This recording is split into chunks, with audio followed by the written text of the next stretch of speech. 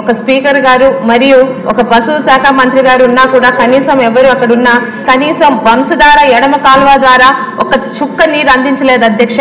మన ప్రభుత్వం వచ్చిన ఒక నెల రోజుల లోపలే 5 సంవత్సరాలు వాళ్ళు తేలేని నీటిని పలాసాకి జూలై నెలలోనే తీసుకొచ్చి వాళ్ళకి అందించాం అధ్యక్ష. అయితే ఇది ఒక్క సంవత్సరంతో సరిపోదు. వంశధార ఎడమ కాలువని ఆధునీకరిస్తే ఖచ్చితంగా టేలెన్ ద్వారా అంటే మరి కనీసం ఎడమ కాలువ ద్వారా ఈ రోజు 12 మండలాల్లో 150 ఎకరాలకి నీరు అందించాల్సి వస్తుంది అధ్యక్ష.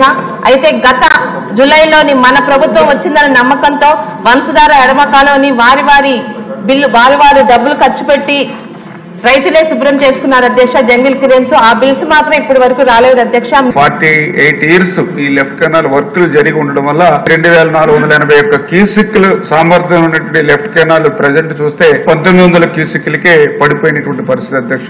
పర్టికులర్ ఈ స్ట్రక్చర్స్ అన్ని కూడా రాత్రి కట్టుబడితో ఉండి అవన్నీ కూడా శిథిలావస్థకి చేరుకున్నటువంటి పరిస్థితి ఉన్నాయి. కొన్ని చోట్ల అయితే షట్టర్స్ కూడా లేనిటువంటి పరిస్థితి కూడా పూడికి కూడా పూర్తి స్థాయిలో ఈ కెనాల్ ఉండి నీళ్లు వెళ్లేటువంటి పరిస్థితి ఉండట్లేదు అధ్యక్ష. వన్స్ కూడా వీక్ గా ఉండడం వల్ల వాటర్ మనం ఎక్కువ వదిలినా కూడా అది వాటర్ పోయి మరి పొర్లిపోయి ఈ పనుల కోసం ఆ రోజు 2018-2019లో 676 కోట్ల రూపాయలతోటి ఈ వర్క్స్ కోసం ప్రతిపాదన ఆ రోజు మన ప్రభుత్వంలో చేయడం జరిగింది అధ్యక్ష.